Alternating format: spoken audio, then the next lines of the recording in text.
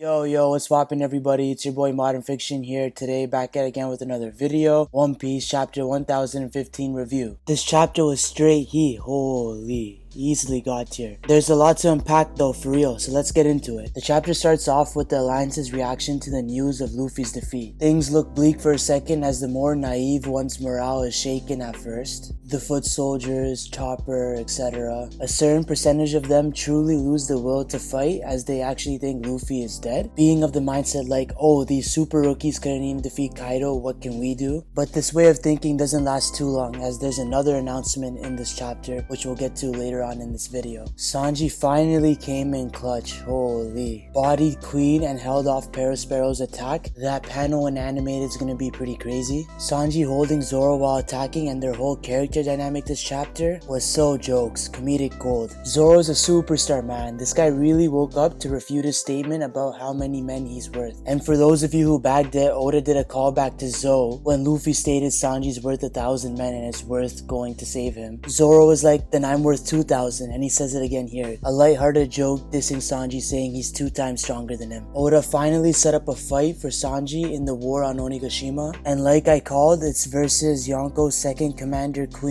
This still keeps in line with him fighting the 3rd strongest antagonist for now, but we'll see how long the fight lasts because we still haven't seen Queen's hybrid form, and obviously Sanji hasn't pulled out the raid suit. The battle's just about to begin. Their dynamic has already been developed quite a bit though, as Queen knows about Judge and the Vinsmoke, so we could see a potential connection more fleshed out during their fight. As Queen is a scientist and engineer, we also see Sanji give Chopper some wisdom like a real man, trying to clear his doubt on the current situation and giving him props for holding it down. Even talking about the miracles Luffy brings forward, and this notion is further reinforced again with Momo's speech. As Sanji reiterates, we've seen this countless times before throughout the series. Luffy has that goated tenacity, willpower, mental fortitude, the resilience and ambition to carry on to achieve his goals and dreams. In this case, win the fight as it is a stepping stone or barrier towards that. We then see Kanjuro and Kiku's body on the floor, a sight that intensifies the atmosphere, but also Oda showing evidence that they're actually gone, for all the skeptics given his history. Kinemon's a superstar, man, holy. Rest in peace to a real one. He actually did survive Kaido's initial attack for all those who thought he wouldn't, but with that stabbing, man's finally out for the count it seems. He fulfilled his role completely, became a father figure for Momonosuke after he lost both his parents, on top of the fact that they had to hide his name and connection to the Kozuki bloodline. He was also in a way Oden's right hand and the leader of his retainers in his absence. His character dynamic was kinda like a mix of Zoro and Usopp, goofy but strong-willed. If this is it for his character arc, then we truly got to appreciate it. Kinemon had an integral impact on the super saga that is the Yonko saga, climaxing now in Wano but has been built up since Punk Hazard, the start of the new world, and he's been with us, the fans and the Straw Hats, for that entire journey along the way. At least he's going out and trusting that Luffy will carry on Oden's legacy to open the borders of Wano and bring the dawn to the new world, also knowing that the Kozuki family is safe and in good hands. Momonosuke Hiyori. Like Kaido said, he fulfilled his duty and achieved an honorable samurai death. Speaking of Kaido, and this might have to be a separate video, but holy, Kaido's a demon for real. Man doesn't play around, he's really getting shit done. This chapter fleshed out his character even more as a villain who doesn't goof around. Then we finally see Momo stepping up into his role as a leader figure, gives a speech to rally the troops and increase alliance morale, as he relays a message from Luffy, I'm still gonna beat Kaido, and lets everyone know that Luffy is alive and will win this battle, or gives them that hope at the very least. Beyond that, we gotta get into the revelation that Luffy and Momonosuke communicated through the voice of all things. That's crazy. Oda's slowly fleshing out this unique concept that only the select few have,